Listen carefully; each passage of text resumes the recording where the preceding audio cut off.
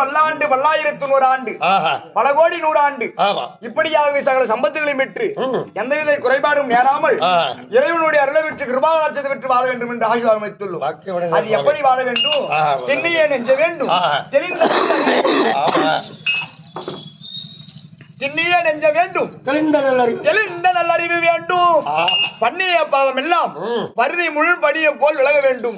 சூரியனை கண்ட பணியாகப்பட்டது எத்தன்மையாக தன்னைத்தானே விலகி சென்று கொண்டிருக்கிறதோ அத்தன்மையாக இறைவனுடைய சேவையை பெற்றவுடன் உன்னை பிடித்த கர்ம வினைகள் அனைத்தும் தன்னைத்தானாக விலக வேண்டும் என்று ஆசீர்வாதம் அளித்துள்ளோம். ஒரு மனிதன் என்னைக்கு பூமியிலே ஜனனமாகின்றானோ ஜனனத்திலிருந்து மரணம் வரை கர்மாக்கள் மூலமாக பீடிக்கப்பட்டிருக்கின்றான். அப்பேற்பட்ட கர்ம வினையை அற்றி 4 பதவிகளுக்கு முடியான இறைவன் என்று அறிந்தாயா? பூதநாயகன் பஞ்சபூதம் என்று சொல்ல முடியாது. அது இருக்கின்றது ஒரு மனிதனுடைய உடலாகப்பட்ட